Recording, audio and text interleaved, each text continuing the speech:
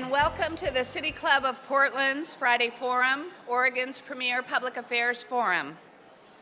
I'm Sharon Van Sickle Robbins, president of City Club, and I would like to welcome you all, those of you here with us today at the Governor Hotel, and those of you listening on OPB or KBPS radio, or watching on Portland Community Media's CityNet 30.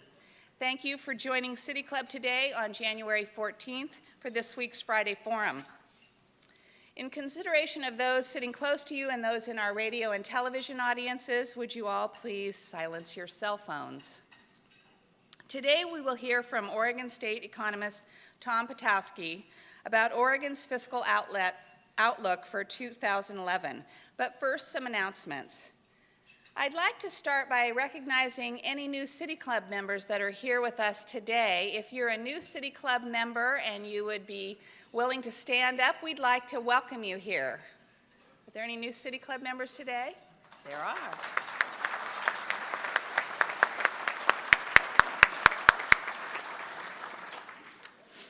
I'd like to thank our media partners, including Oregon Business Magazine, and I'd also like to offer our appreciation to the Friday Forum corporate sponsors whose generous financial support makes these City Club luncheons possible. We're extremely pleased to have as our winter quarter sponsors Stoll Reeves, The Standard, and West Coast Bank. Please join me in offering them our appreciation.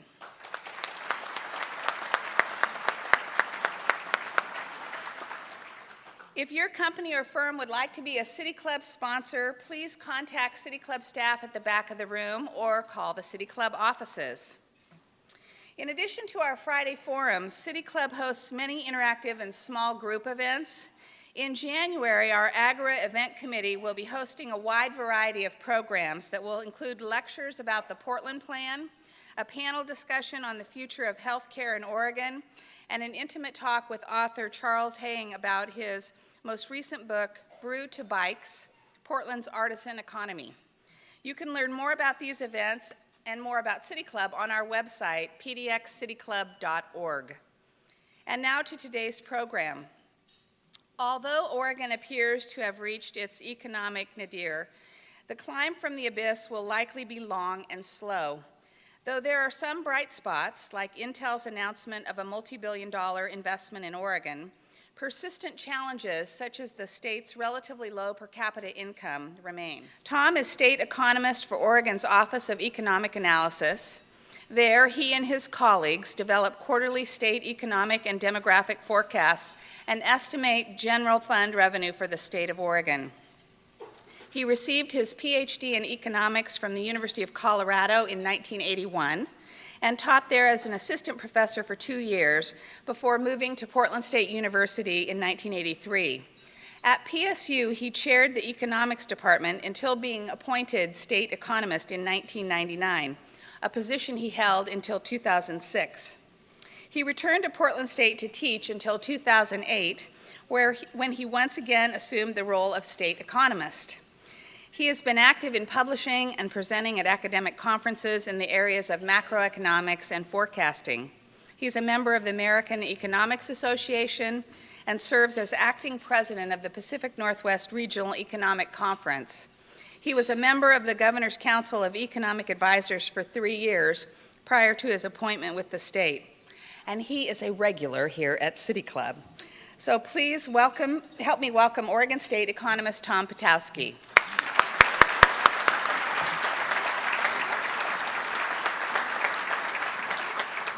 All right, thank you, Sharon. It is always a pleasure to address your group, which I consider is the premier group that looks at all sorts of social and economic issues facing our city area. Well, let me start with the assumption that economic forecasts are useful. Now, many of you may disagree that economic forecasts are useful, but I will stick with this assumption, and as we economists are fond of saying, we can relax this assumption later. Now, how has Oregon fared through this Great Recession? Just as the Great Depression had nothing to do with what we would call great, likewise for this recession. For the U.S. economy, this was the largest economic downturn since the Great Depression. For Oregon, this one is close to our worst downturn since the 1930s. Oregon's Great Recession was 1980 to 82, followed by a very long climb out of this abyss. Oregon lost population in 82 and 83, whereas population growth slowed a bit, but was still positive in these last 3 years. Now, we lost more jobs during this past recession, but percentage-wise, Oregon's unemployment dropped about 12% from the peak to trough in the early 1980s, compared to a little over 8% drop most recently. Our unemployment rate soared up to 12.1% in December of 1982, and we were not far behind in May of 2009 at an unemployment rate for the state of 11.6%. Now, back in the 80s, a little over a year that went by, the unemployment rate did drop below 10% in January of 1984. But today, 18 months since May of 2009, we're still at a 10.6% unemployment rate. From the peak employment in the early 1980, it took Oregon approximately 7 years just to regain the same level of employment. Well, my office is forecasting now a similar 7-year period of time, out to 2015, for Oregon simply to regain the same level of employment before the recession hit. Now, this is little comfort that this past recession was not as bad as 80-82. The unemployed today feel just as bad as they did then. But there is comfort in that we are in recovery, one that does appear to have some staying power. Now, a full-blown recovery is not shown up yet. We've seen the trailers to this movie before, Recovery, coming soon to an economy near you. Business spending is up, consumer spending is improving, profits are doing well, but jobs are still languishing. We do have some encouraging signs, though. For 2010, jobs in Oregon are up 17,200 people since December of 2009 through November of 2010. Almost 16,000 of this number is from the private sector, an increase of 1.2%. Leading economic indicator indexes for Oregon, Tim Dewey's University of Oregon Index of Economic Indicators, and my office's Oregon Index of Leading Indicators, they were both showing some weakness in mid-2010 after getting off to a strong start in mid-2009. Now, both of our indexes are heading back up. The Philadelphia Federal Reserve Coincident State Indicator Index has Oregon ranked third highest among the 50 states. And in the most recent 3-month growth period, it's the 12th best in the nation. As another indication, Washington County had the 11th highest year-over-year increase in average weekly wages out of 326 U.S. counties for the second quarter of 2010. And, of course, the Intel announcement that was mentioned, the opening of a new fab plant in Aloha, is definitely welcome news. And let me also add that the Intel announcement is more than just jobs. It's a statement by a world-class corporation that Oregon is still a great place to make an investment. Now, I have to also tell some truths here. I had to search pretty hard to find some of these good indicators. And I purposely avoided some of the bad indicators. But a year and a half ago, I would have not been able to find anything good to say about the Oregon economy, where it's much easier to do so today. So our outlook is for this recovery to keep holding. Job growth will be rather tepid, though, compared to past recoveries. Employment growth will be relatively weak this year at around 1%. Job growth improves in 2012 and 2013, with growth around 2.2% for each year. Now, no one sector is going to shine brighter than any other, and that means that no one sector is rapidly going to pull the others up with it. So the growth is going to be very broad-based across industrial industries, but it's going to be slow going. One of the last sectors to recover is going to be the housing sector and the industries that are closely tied to it. Those are construction, wood products, and to some extent finance. So that's a very broad view. I think the recovery is here, it's got legs, and we're going to see an improvement. The disappointing part, it's going to be a very slow recovery. And we've already seen that with our unemployment rate being so stubborn to come down. Now, what risks are there in the near term? Let me start with the upside risk reasons, why our economic recovery actually could turn out to be stronger than what we're looking at. First, internationally, we could see our trading partners' economies grow stronger, lifting up Oregon exports. Oregon is well positioned in the Pacific Rim, and we've already seen our exports nicely bounce back in 2010. In the U.S., the cautious consumer could give way to the exuberant expenditure. Now, expenditure is not a word. I was going to use silly spender, but the alliteration is not quite as good, and nobody likes a silly spender. So you're stuck with exuberant expenditure. The bottom line here is there is pent-up demand by households, and this pent-up demand could give way to even stronger economic growth, further lifting up business sentiment, and finally consumer sentiment could also go up too, and thus being related to a stronger U.S. economic growth and thus a stronger Oregon growth. Now, on the downside, we also have some international risks, whether they be European sovereignty debt problems, slowing world economies, or geopolitical in nature. There's also garbage talk about inflation. That's heating up. But the risk is more for later 2012 and into 2013 rather than in the near term. Now, I'm not dismissing inflation as a risk, but it will take more than just spikes in some commodity prices to have it bloom into a full-fledged inflation. What I would like to do, besides acknowledging these risks, I want to talk about two downside risks. The first is housing. It appears that housing permits have reached a bottom, but appearances can be deceiving. Still unknown is how many houses are sitting on bank balance sheets that could be placed on the market.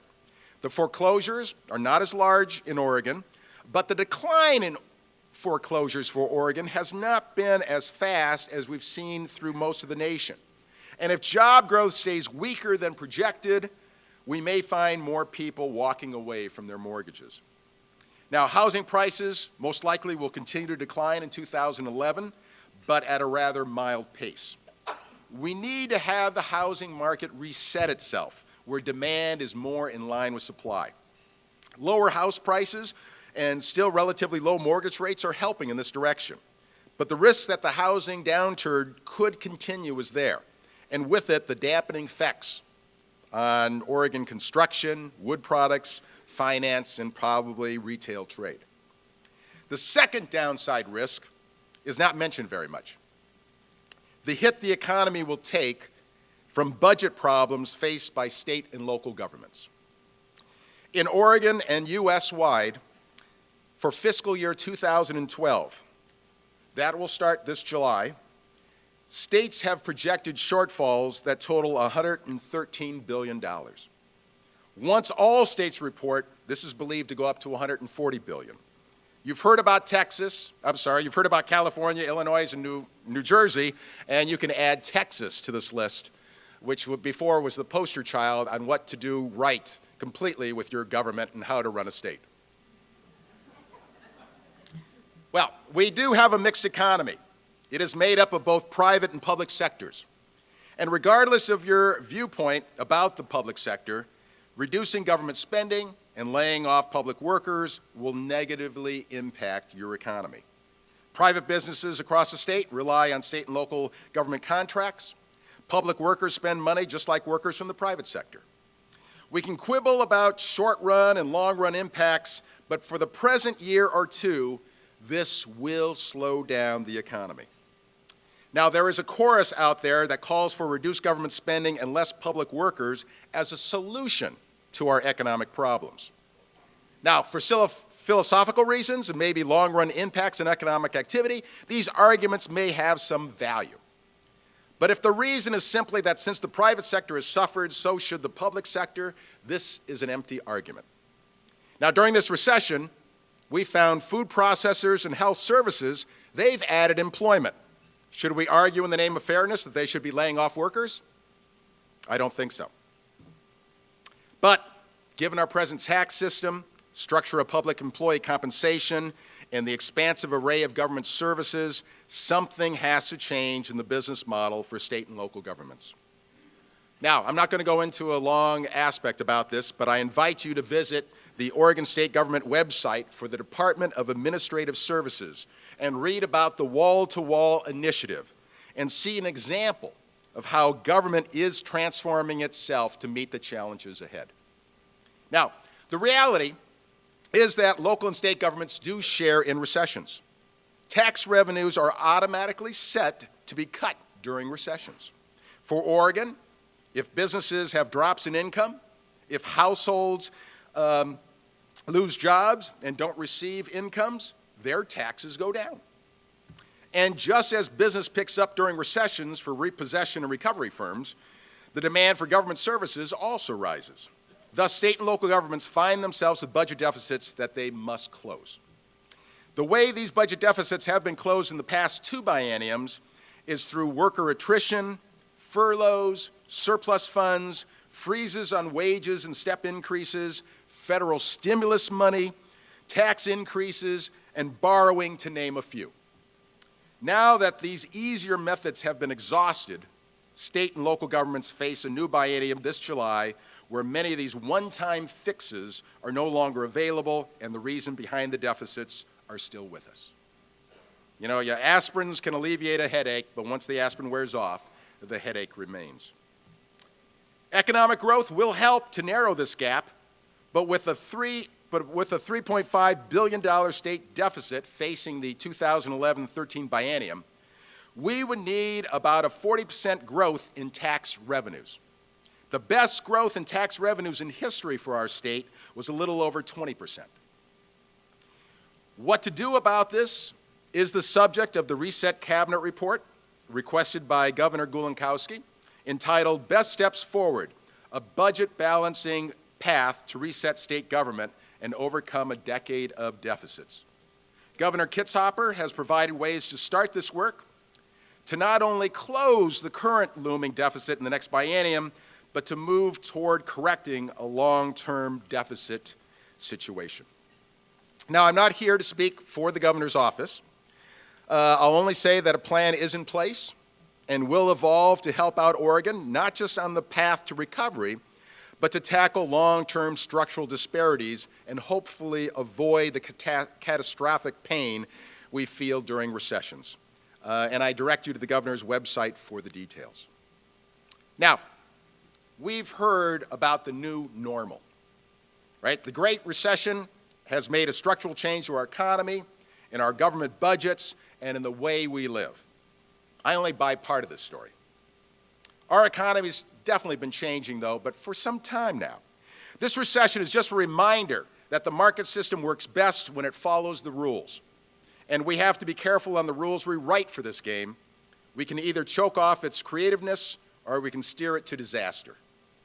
But whether you embrace the concepts of economic growth behind Gibbon's economic gardening or Florida's the rise of the creative class, there still is no patented formula for economic growth.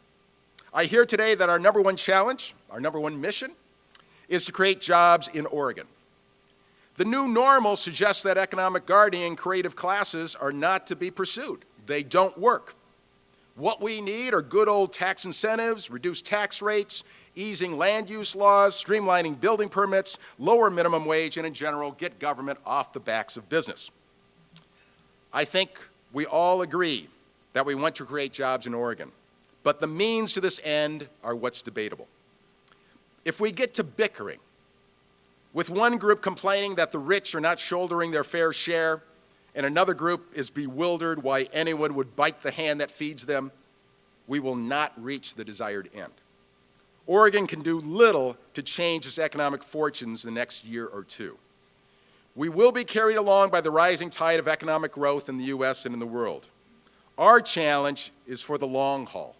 The policies we lay down today to bring us to a better economic environment 20 years or 10 years from now.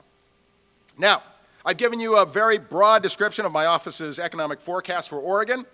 If you were hoping for detailed steps as to how we can get Oregon's economy moving again, then I'm leaving you disappointed.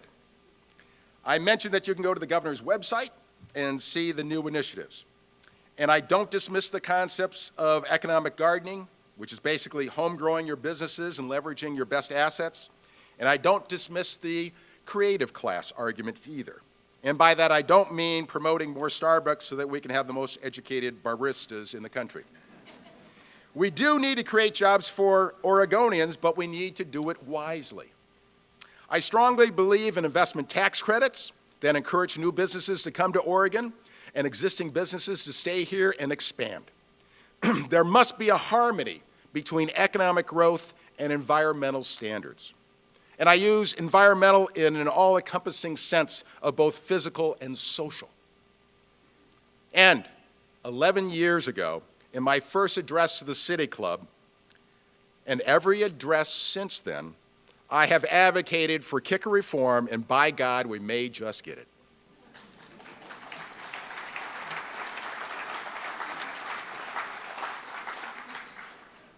Still, I leave you with no recipe to cook this economic miracle.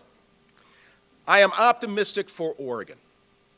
Now, I'm not the type of optimist in the old saying, optimists don't see clouds because they're walking on them. We face serious challenges, and there will be many debates as to the right solutions.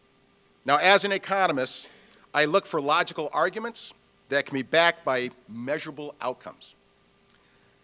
So it surprises me that one part of my optimism comes from something I can't measure. I believe many of you share or can relate to the feeling you get when you think about Oregon as your home. When I say to myself, this is my home, I get a warm, fuzzy feeling, a smile on my face, and maybe even a tear in the corner of my eye. I'm an economist. This touchy-feely stuff should be blown from my mind. But I can't mistake that it's there. We have the power of passion. We are willing to agree to disagree, willing to work together because this is our home. So on top of the recovery, which is measurable and I believe firmly in place, we will progress beyond the rising tide of the business cycle because we have the passion to protect our home. Thank you.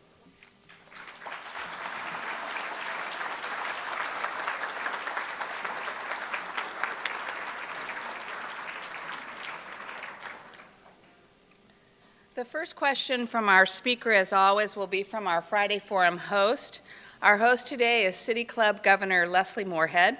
Leslie is a consultant providing financial management services for small businesses. She served on City Club's research board and was research advisor to the club's 2008 study of the initiative and referendum system in Oregon. She received the club's research award in 2007. Leslie? Thank you, Sharon. Tom, you mentioned the kicker, so I'll ask the elephant in the living room question about the bringing up the kicker again. And you comment on the kicker was quite hopeful about it being changed. If that doesn't happen, if we don't change the kicker law or until we do change the kicker law, this is my question. Voters have said they want to keep the kicker even though it causes havoc with budgeting.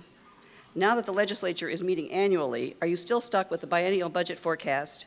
Will annual sessions help smooth out the so-called kicker effect by helping make your forecast more accurate?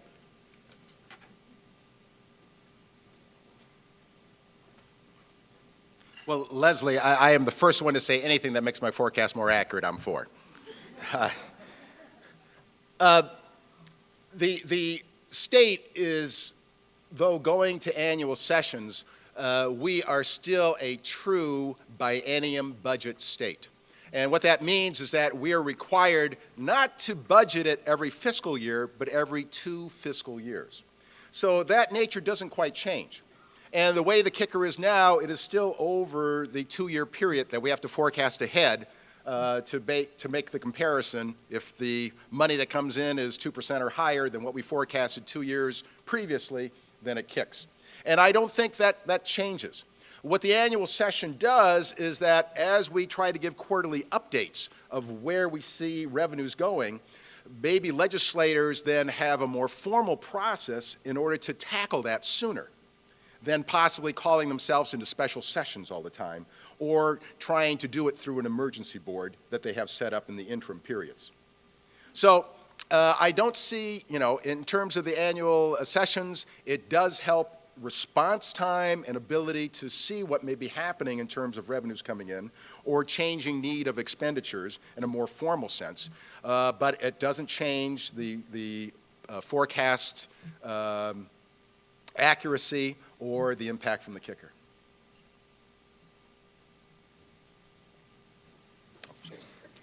We'll now take questions from the floor. Asking questions at Friday Forums is a privilege of City Club membership. Before asking your question, please identify yourself as a City Club member and ask your question in 30 seconds or less. Forgot my question mark here. If I flash this question mark card, it means that we need you to get to your question. And there's going to be lots of opportunity for questions today, so if you've never had a chance to get up and ask a question, you've been shy, do it today. Chris Smith, City Club member. Dr. Potiowsky, I'm going to ask you to prescribe rather than diagnose. We hear frequently in Oregon that recessions, if the country has a cold, Oregon has the flu, that our recessions are deeper than the rest of the country, and that's sometimes attributed to our mix of industries. So my question is, we are currently here in Portland going through the Portland Plan, which is an exercise in a 25-year strategic plan. So my question is, what policies could we put in place for economic gardening or economic development or whatever to fix that disparity and create an economy here that would be more resilient in the future? If I could answer that accurately and know exactly what policies in place. This is where the debate is what type of policies to do. Now, your economies are what they are. And what I mean by that is it's not necessarily bad, but we do have a makeup, especially with the high-tech influence here, that tends to be very cyclical. And as long as that industry exists here, we are going to go through business cycles, and we will have cycles that occur through that. Now, what do you do about this? I don't think a city can go forward and say, I really like what it looks like in Vienna, Austria, and so I'm going to make my city look just like that. I think you have to use your own assets. This is a little bit of the economic gardening from Littleton, Colorado, where it originated. The idea that leverage what you have. What are your strengths? And try to build on that. And I think that's what you should try to investigate and see that how you can build on that strength, and then also taking a little bit of look to the future of what is the new coming. And what I mean by that is we in this country, and this goes down to the city level, we are innovators. And that is what has provided us with economic growth. And so if we stay on that edge of being innovators, that is what's going to be an advantage to us. Because commodities and so on seek the lowest cost. And if you're going to have offshoring and so on, that is what's going to be leaving. But if you're the cutting edge of innovators, you're the one where the ideas first start, that is where you're going to have your comparative advantage. That is going to have the larger marginal returns than going after straight commodities. Now, when I say that, I'm not dishing Eastern Oregon or agriculture or wood products. These are very, very important. We actually have a comparative advantage in that. But we need to also be creative in thinking about those forests. We're starting to see plans coming forward about forest thinning, various, I think, ideas that'll help our state. So in the Portland area, I will not give you a recipe, but I would say find out what are your core competencies. How can I leverage those, and how can I leverage those with some view of, well, what's in the future for us? Is it biotech? What's coming down the road? Hello, Tom. Nora Michelson, City Club member. I've heard some economists say that until we start making things in this country rather than just providing services, that we will never fully recover our economy. Do you agree or disagree with that? And please tell us why. All right. There's this strong belief of what's called traded sectors. And traded sectors are when you generally are manufacturing or make things, the size that you have to be to make them is not just to supply your own area. That would be prohibitive. The economies of scale would be too small. You need it large enough so that you're producing things that also then you are exporting to other states and other countries. Then that means money flows into your area, and thus that provides a stimulus for the domestic type industries to then grow, and your population do better and your incomes to go up. And that's kind of the basic argument. Now, I would say that if that is your, as given to the first question, if that's your comparative advantage of being to make things, then yes, that has to start happening again in order for things to get moving more. But also, I think with the information age here, the manufacturing of ideas, services, also has value and can also help your economy grow. By the way, what we're seeing in reality is we are starting to go back and making more things. With the value of the dollar being down, now our goods are looking cheaper overseas. We're also seeing wages and so on starting to rise in places where they were much lower before, places like China, India, even Vietnam. And the comparative advantages of that aspect are not as great as they were before. So we're seeing the pendulum swings back and forth, but I would put my star more on getting our economy going, being more in the information age, than being directly in making things. David Margulis, a member. You mentioned a 10.6% unemployment rate in Oregon. Does your office calculate the total number when you add in people who are dropped off from seeking employment and underemployed or minimally employed people? And secondly, does your office count over the last 25 or 30 years how many people who are high-income people left the state because of saying that the taxes or whatever are too high here? Do you calculate either of those numbers? No. No. The unemployment rate, the one that I mentioned to you about 10.6%, that is the most common measure of the unemployment rates that is recorded, and that is calculated by our Oregon Employment Department. Now, there are something like 6 different definitions of unemployment, and this is about number 2 or number 3, I think, of those definitions. But they go out to the extent where they start to say, it's not just people who are looking for work, but what about those people that gave up looking for work? Because in this statistic, those are not counted. So if you gave up looking for work, but if you had a job possibility, you would definitely take it, that is in another measure. And then there is the underemployed. Based on the education, what the person was doing before, now they're either at a level of skill that is less than what they've been educated for, or probably less hours than what they've been working at before. So that means that in some aspect there's a larger unemployment aspect. And so some measures here for Oregon are that, this measure could be up 19-20% if we include all those aspects. So definitely, yes. That is, I think, more of a telling measure, these higher unemployment rates, in terms of a social distress on the economy than possibly the one that is mentioned. But they definitely move in tandem. Now, we do track through IRS data people that have moved out of the state, and we can do that through income measures because it's off the tax rolls. Now, for the past, 20 years, we have had a net out-migration to the state of Washington. Now, many reasons for that. One is related to housing prices. Some people got priced out of the Portland market, and they go across the river in order to find a house. That it's cheaper, land is more available, and those are reasons for moving out. Also, the ability to expand out in Washington around Vancouver is a lot easier than what has almost been completely infilled here in Multnomah County. So that's another reason when you start to have growth, where can it give? And it gives across the river. But also, we have seen that higher income people have at times tended to move across the river. And this is not something new.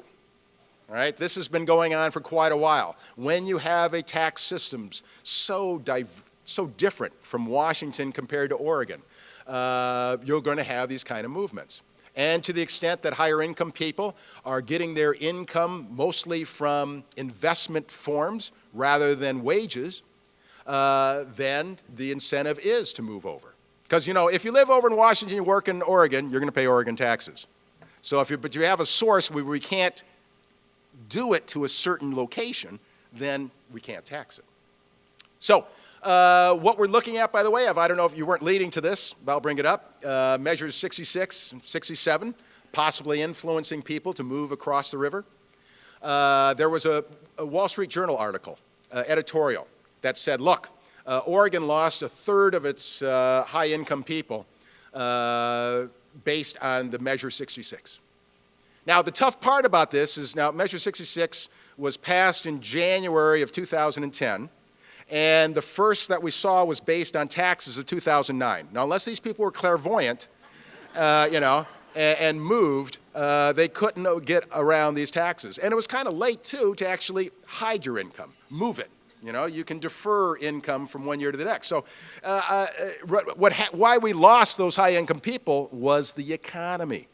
They lost income, and that's how we lost them. Now, it's going to be more telling now. 2010, we can now have some behavioral responses.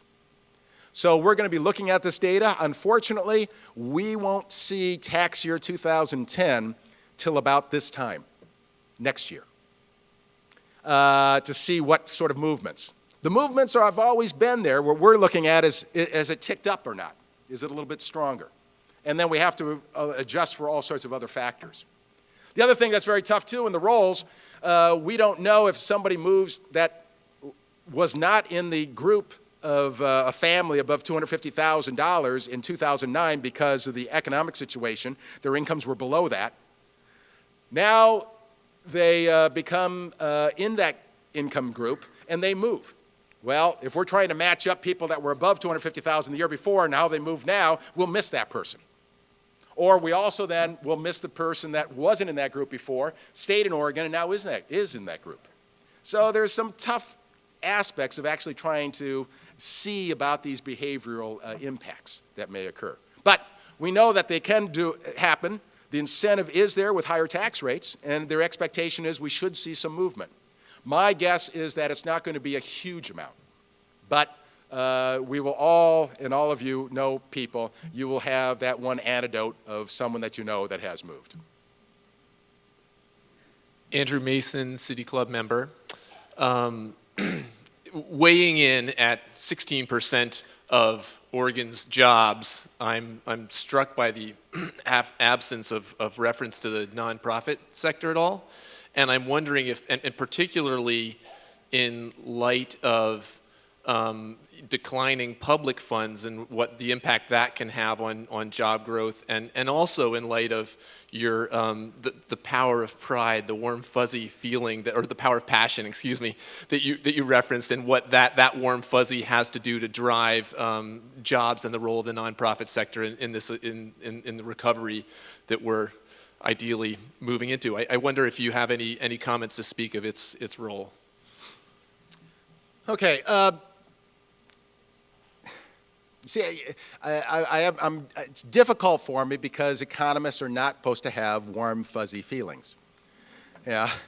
What I'm alluding to that is when I'm on some nonprofits, you know, on the board, and what I find in that board is that it works. They solve problems. They're able to help people if there's a passion on the people in the board.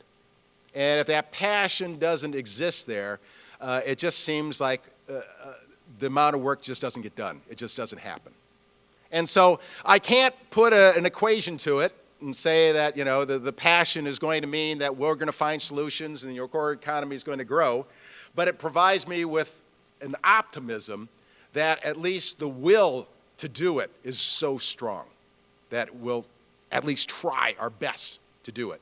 Doesn't provide any prescription of how it's done, but you need that, in a sense, in my mind, that passion behind it to get things done.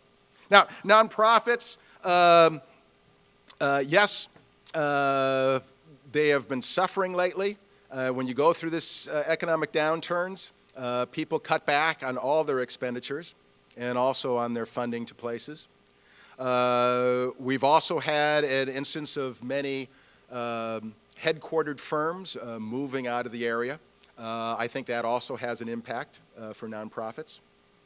And then declining public funds.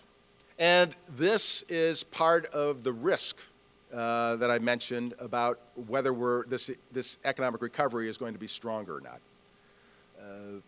The public sector does play a major role.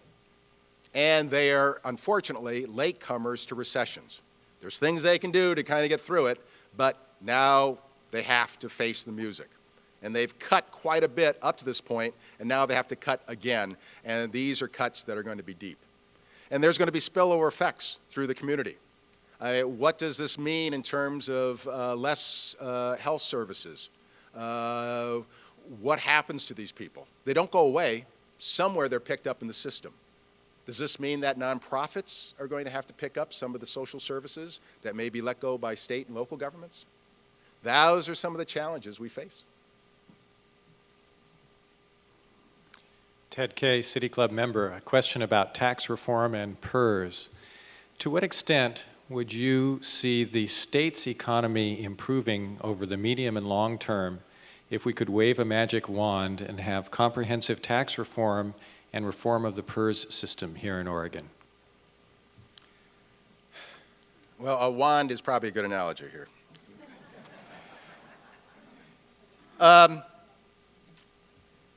You know, well, I've said this before. We've toyed with the idea of trying to have a more balanced revenue stream, and one that tends not to be as volatile as being so exclusively tied in to the income tax, both on the business side and the household side. But, you know, my neighbors to the north, Washington, have had very little experience because sales taxes have tended to be quite stable until this last recession, when finally consumers actually did stop spending. For example, automobile sales are something of the order about 20% of sales tax revenues of the state of Washington. And you know what happened to automobile sales.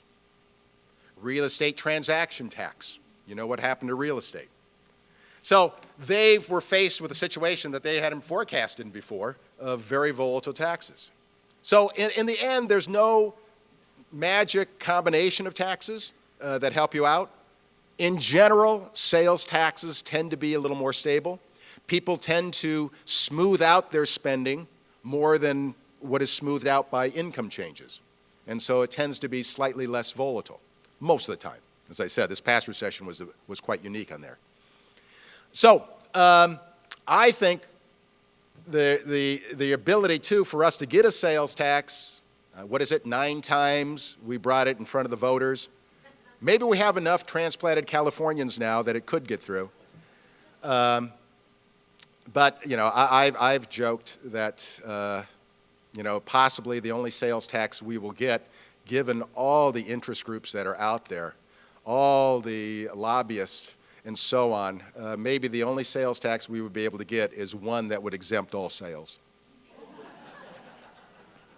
Sort of an empty tax.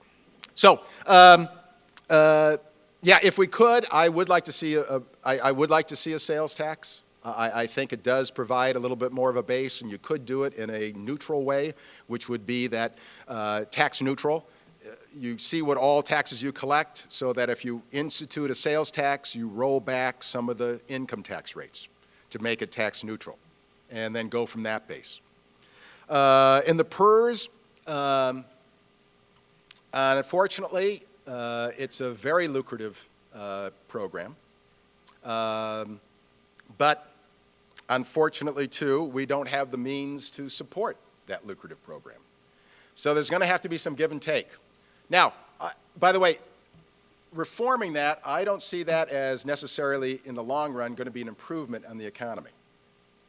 What it does is it provides a ability to shift funds so that possibly we could have more funds going towards providing services through state government rather than them being provided to the PERS retirement form. Or you have slightly less taxes are needed. And in that way, that would be an improvement. But, you know, overall, I don't see it as a huge, huge growth or panacea to our economic problems. Now, those of you that, I'm an economist, I'm a tier 1 poster baby here for PERS. And in the reforms that happened in 2003, I did a quick calculation, the back of the envelope, and I found that if I want to be at the same place in my benefits at retirement as I was before the reforms happened in 2003, I have to work 5 more years.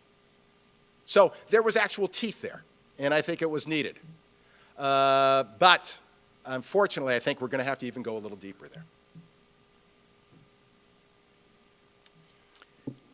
Kurt Webering, member. I have a question about 2 very large effects on the national economy, and my question has to do with how it affects Oregon.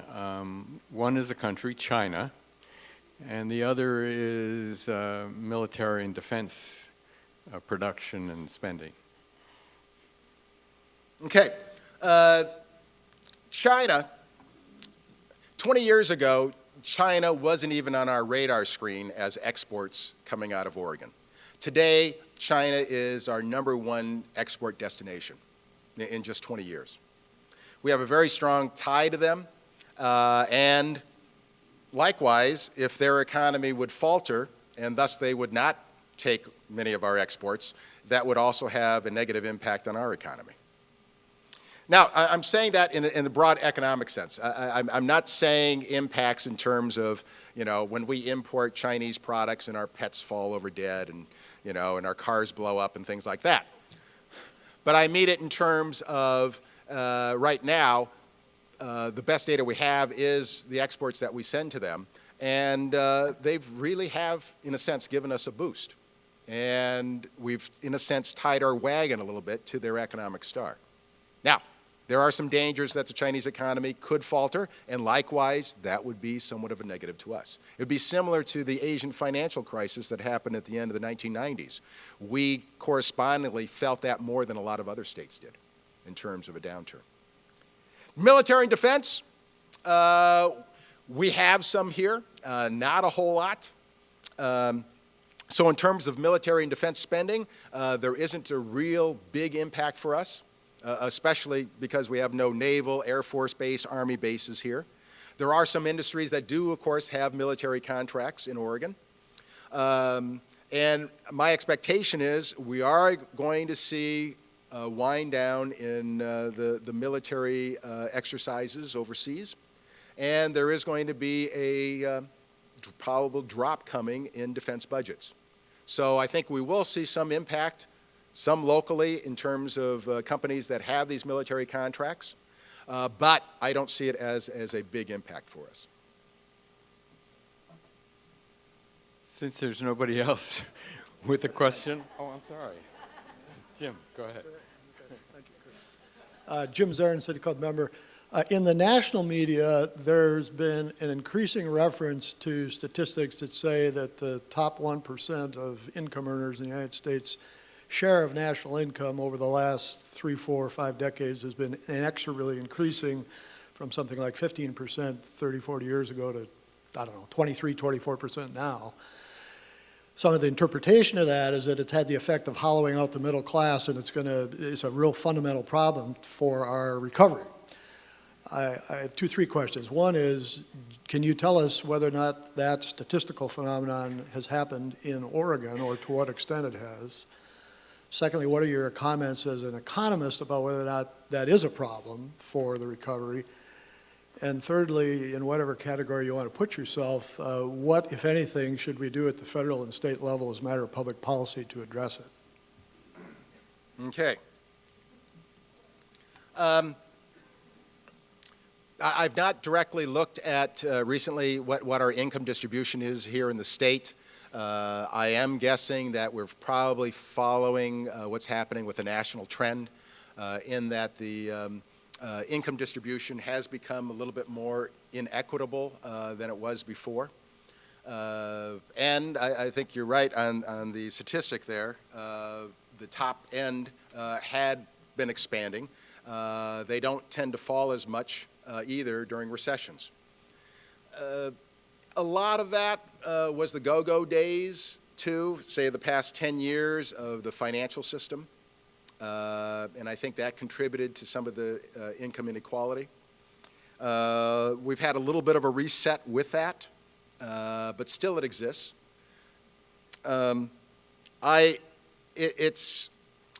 It's an economic problem in a social sense.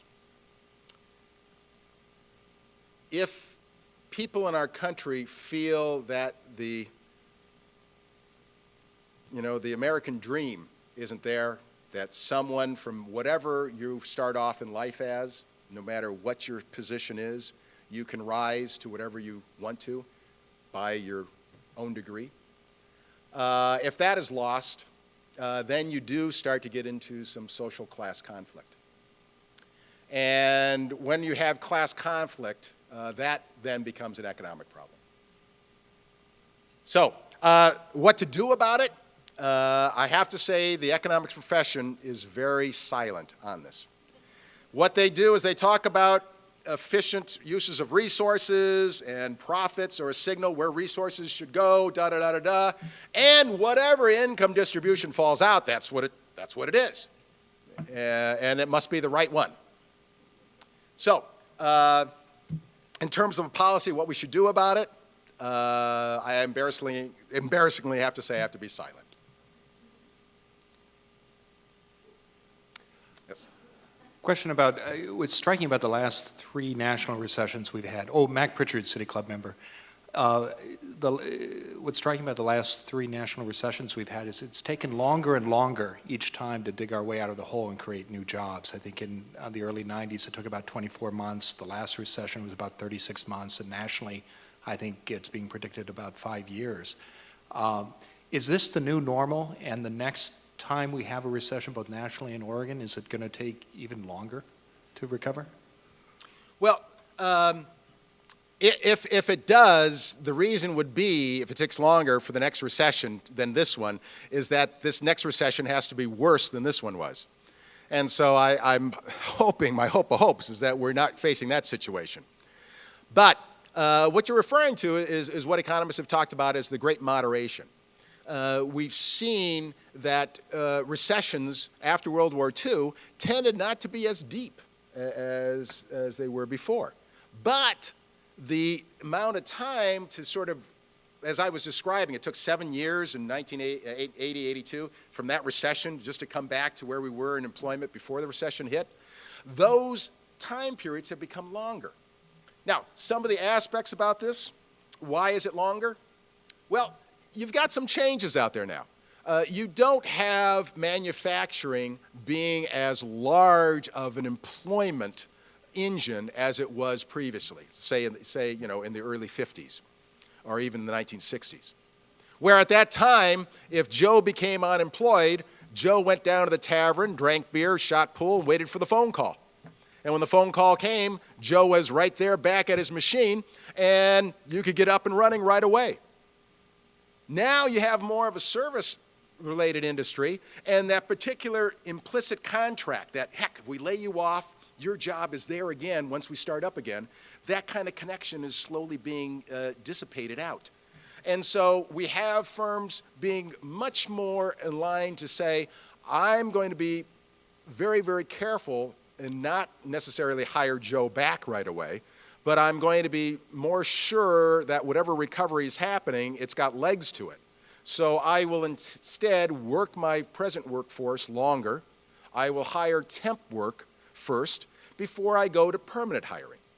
So we've seen this length of time starting to increase in terms of slow type recoveries in terms of employment. Employment seeming to be one of the last things to come back.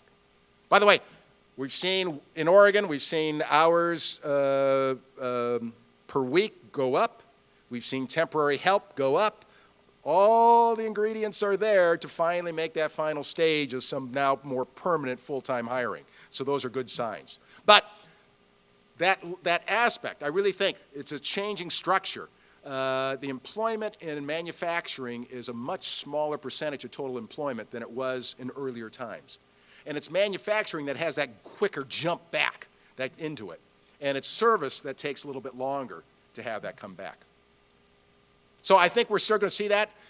There's debates. Bill Connerly, you may know, he argues that this great moderation where the time period between recessions was getting longer. That means expansion periods were longer.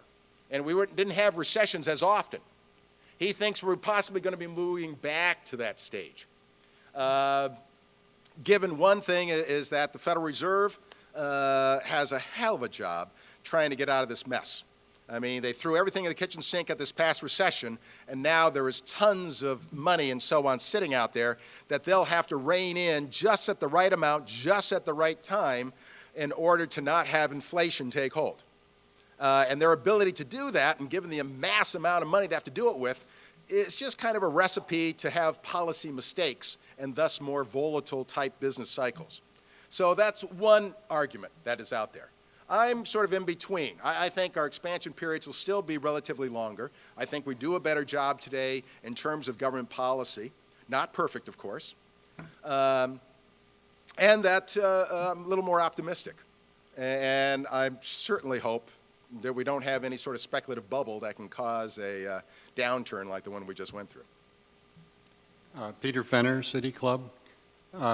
I'm told that the state of Oregon spends $30 to $60 million a year repairing the roads damaged by studded tires.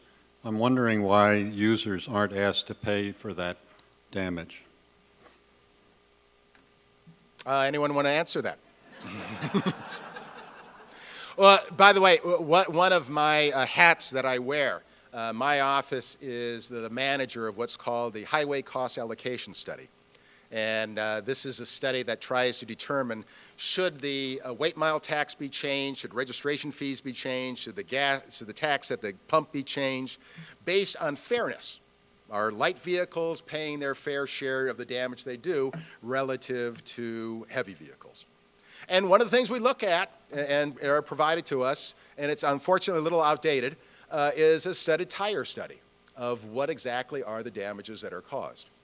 And to your question, I think you just have some very strong political groups that are very resistant to have this because the people in their areas generally have to have these studded tires. They drive long distances and they need to have them.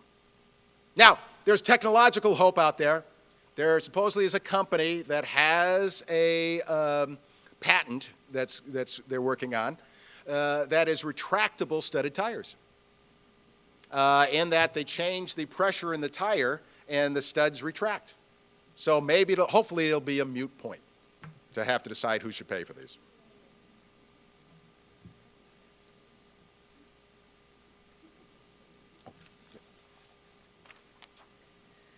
We've run out of time for today. For further questions, we'll have to stop. Join us next week as we examine new proposals for governing and funding higher education in Oregon. And as we close, please join me in expressing our appreciation to today's guest, Tom Potiowsky. We're adjourned.